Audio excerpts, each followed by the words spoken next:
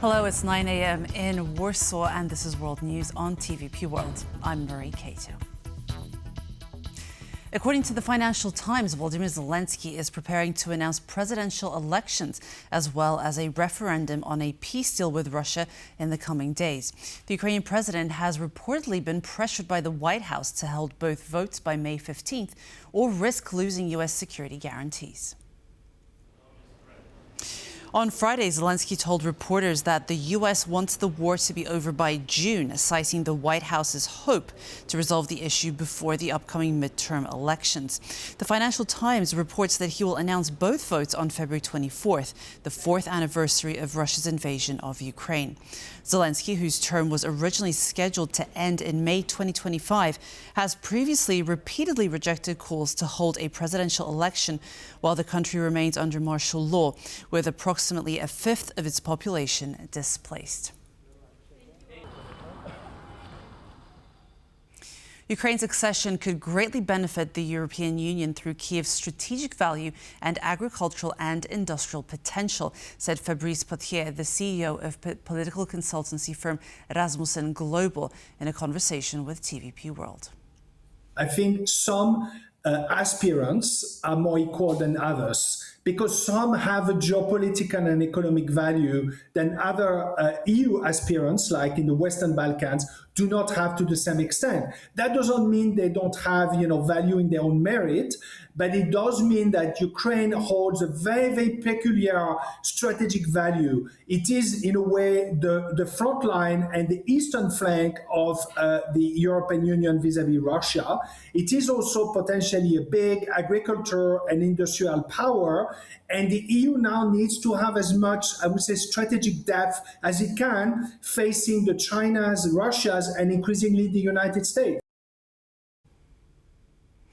Depending on who you ask, you'll get a very different response. Many countries in Europe believe that the future of NATO is crumbling. Some even contemplate a Plan B scenario if the US does not live up to Article 5 commitments of all for one and one for all. It's no surprise, as Washington is sending mixed signals to its European partners. But the US ambassador to NATO says those feelings could not be further from the truth. Do you approve the idea of a world order that is under destruction? I completely reject everything I just heard. This is Matthew Whitaker, US ambassador to NATO. What he disagrees with is the main thesis of this year's Munich security report. The world has entered a period of wrecking ball politics. Sweeping destruction, rather than careful reforms and policy corrections, is the order of the day. The most prominent of those who promise to free their country from the existing order's constraints and rebuild a stronger, more prosperous nation is the current US administration.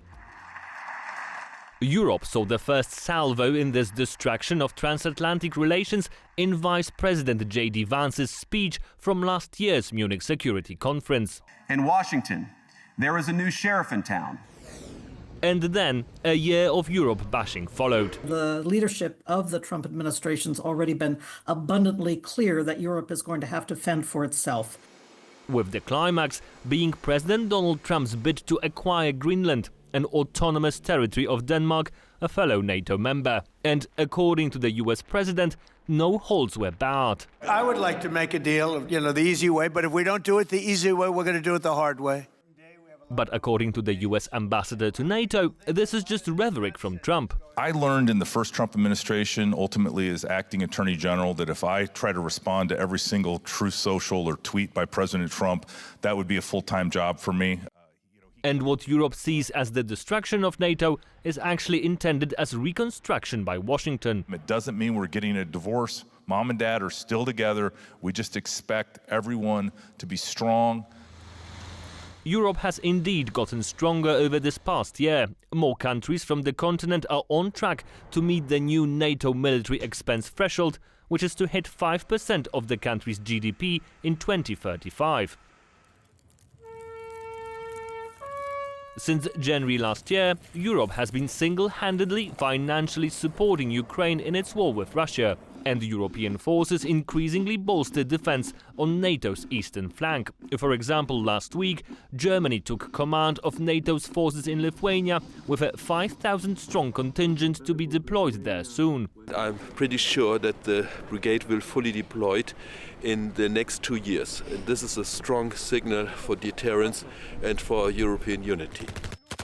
And with Europe strengthening, one question still needs to be answered. Do you have faith that the NATO alliance can survive the Trump administration? I absolutely do. If anything, I see that the spines are being stiffened in NATO Europe by the fact that the Trump administration is attacking NATO so constantly. Paweł Trzaskowski for TVP World. Germany and Poland will share command of the Joint Force Command Brunssum in the Netherlands on a rotational basis, according to the chair of the alliance's military committee. The move marks a shift from the previous command structure dominated by the US. The Chief of Staff of the Polish Armed Forces, Wiesław Kokuła, celebrated the announcement on X, calling it a significant sign of trust in the Polish Armed Forces and our defense efforts. As European generals are set to take on more senior roles within NATO's leadership, the alliance has stressed that the US will remain a key figure and will continue occupying the role of Supreme Allied Commander Europe.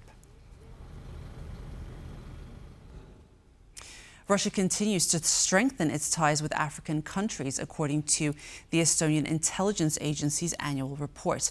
The continent's development is reportedly creating new opportunities to send diplomats, intelligence officers, and agents of influence who have been expelled from other countries and can no longer serve missions in the West to African safe havens. According to the report, Moscow is spreading anti-West propaganda, presenting itself as a defender of a truly multipolar world order and sovereignty, offering cooperation on the basis of equal partnership as opposed to the neo-colonial, unfair and patronizing conditions created by the West. In addition to traditional military cooperation, Moscow has reportedly increased its interest in promoting soft power, such as education and culture. Russian universities are opening more doors to African students than ever before and offering them a variety of scholarships to help finance their studies.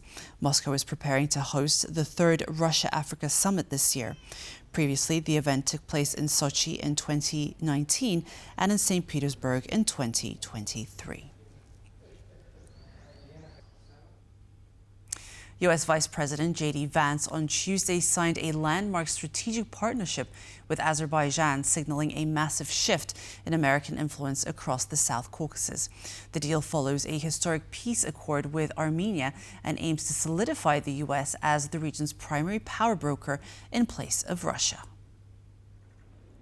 Azerbaijani President Ilham Aliyev hailed Tuesday's agreement as a new era for cooperation in defense and artificial intelligence, marking a significant deepening of ties between Baku and Washington. Today, relations between the United States and Azerbaijan are entering absolutely new phase.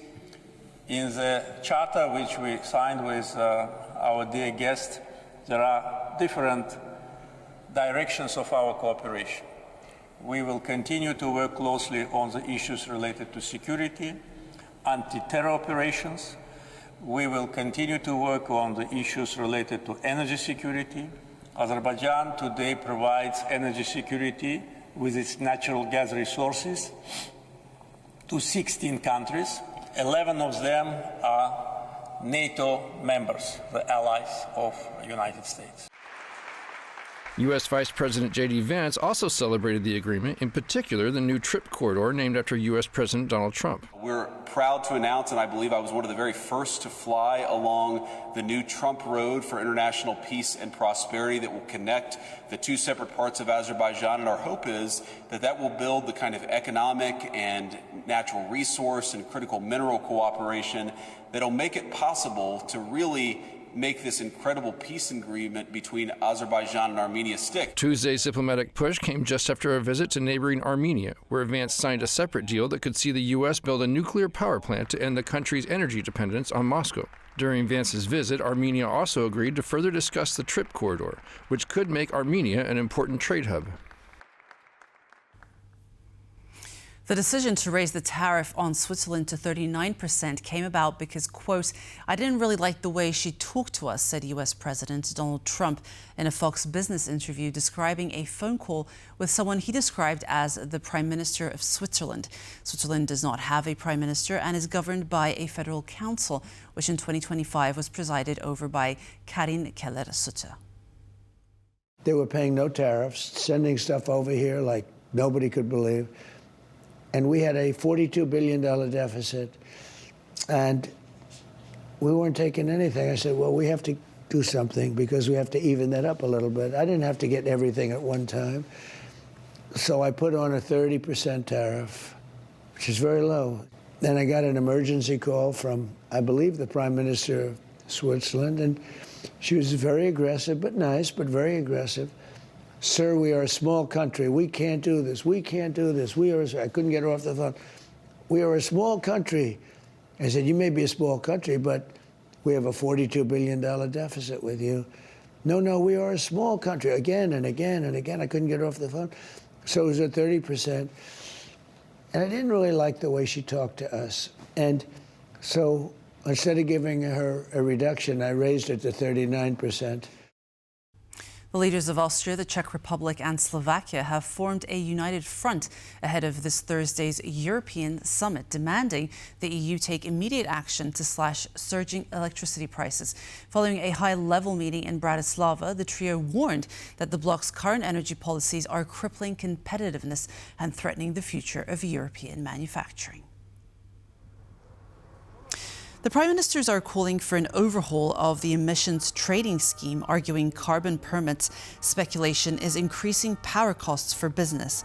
Czech Prime Minister Andrej Babiš is specifically lobbying to cap carbon prices and delay new environmental taxes on heating and fuel. Beyond energy, the leaders are pushing to roll back the planned 2035 ban on internal combustion engines, saying the move would devastate the region's automotive sector. As they head to Belgium for the summit, the trio hopes to recruit Germany and Italy into a Friends of Competitiveness alliance.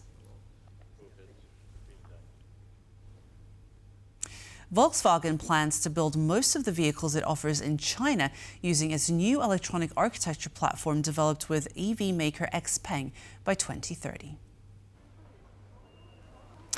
Compared with the German-developed architecture platform MEB, the Chinese version enables Volkswagen to develop cars up to 30% faster and 40% cheaper, owing to centralized control units and increased in-house component production, company officials said. The move is part of the company's effort to win back the Chinese market. On Tuesday, the European Commission approved a request by Volkswagen's Cupra brand to free its China-made Tavascan SUV coupe from import tariffs in exchange for a minimum price and quota model.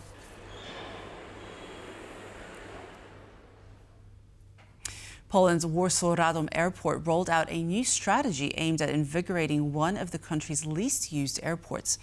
With passenger numbers lagging and losses mounting, operators are now looking to diversify operations and redefine the airport's role in the region. An empty Warsaw-Radom airport is a common sight. Currently, it offers just a single connection to Cyprus. But the high season also hasn't been very successful. Only 300,000 passengers checked in at the airport last year, resulting in a €10 million loss. That's why the airport operator has announced a new strategy for Radom. One of its main objectives is the introduction of a hybrid operating model. Alongside efforts to boost passenger numbers, it also aims to expand activities such as pilot training, aircraft maintenance, and cargo operations. While experts view this new strategy as a step in the right direction, shifting cargo traffic from Warsaw to Radom would be easier said than done, mainly due to limited infrastructure.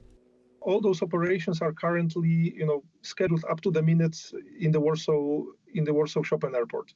If we consider that this should happen in Radom, this would add additional 1.5 hour to the operations each way.